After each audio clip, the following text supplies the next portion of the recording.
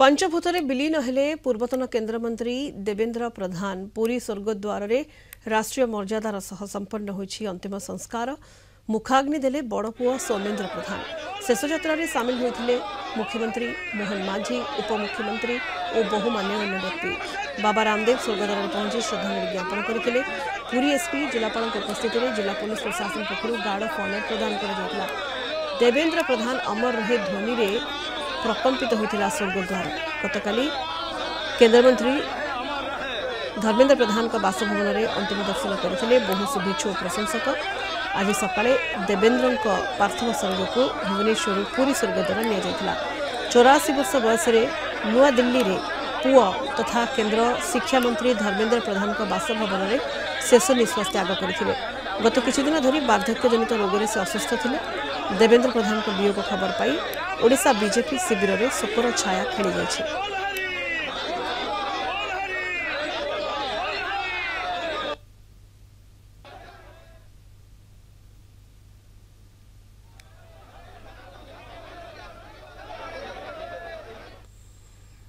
जड़े साधारण कार्यकर्ता दलर साधारण संपादक दायित्व नेबा परवर्ती पर्यायर राज्यर सभापति हेबा बारंबार सभापति हेबा एवं सारा ओडिशा को प्रति जिला को तांकर जो गस्त रोला संगठन ढांचा को भारतीय जनता पार्टी तल स्तर को पहुंचेबा ये जो तांकर स्पष्ट नीति थिला बहुत परिश्रम करुले आ भारतीय जनता पार्टी धीरे धीरे सांगठनिक ढांचा को बढ़ेबा सहित से जो गति देले आज समय आसिला से गति आ रोकी नहीं आ से गति आज बहुत स्पीड होकर आज सरकार बनईबारे मध्य सक्षम है।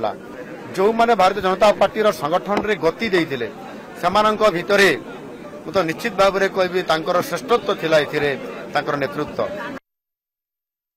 देखो भारतीय जनता पार्टी 3 थर से राज्यर सभापति थिले।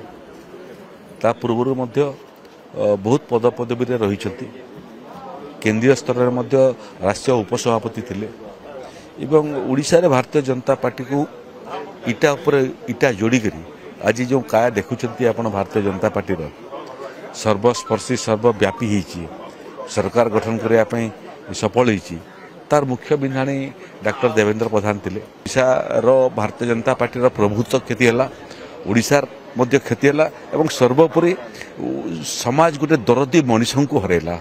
जातीय राजपथ पुरी भुवनेश्वर को जातीय राजपथ घोषणा होती समय जिते से केन्द्र मंत्री थे यहीपरि भाव में अनेक घटना अच्छी जहाँकि जो साधारण लोकों जो ममता भल पाइबा जो आमायिक व्यवहार ताहा ही आज आकर्षित करुँ आज मन पड़ुछि। तेणु राज्य एवं देश जन सुयोग्य नेतृत्व को आज हर भारतीय जनता पार्टी जो एक नूतन राजनीतिक संस्कृति एवं लोक ओडिशावासी देखुंट किंतु तार से मूर्तिमंत प्रतीक थिले गोटे पार्टी ऑफ डिफरेंस जो कह जाए ये तार सी होती मूर्तिमंत प्रतीक से जो भली भाव में लोकों को कार्यकर्ता को स्नेह श्रद्धा करते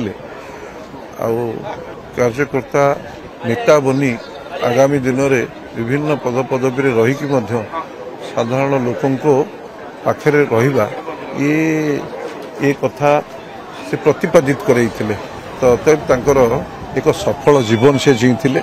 डॉक्टर देवेन्द्र प्रधान का भली जड़े आम एक व्यक्तित्व जी कि 40 वर्ष तले डाक्तरी पेशा को प्रत्याहार करना समाज सेवा राजनीति को आसी वर्तमान निश्चित भाव में ओडिशा राजनीति एवं भारतीय राजनीति गोटे अपूर्णीय क्षति है। भगवान के पाखे प्रार्थना आत्मार सद्गति प्राप्त हो एवं ये दुखद समय परिवार को शक्ति भगवान दिखाते।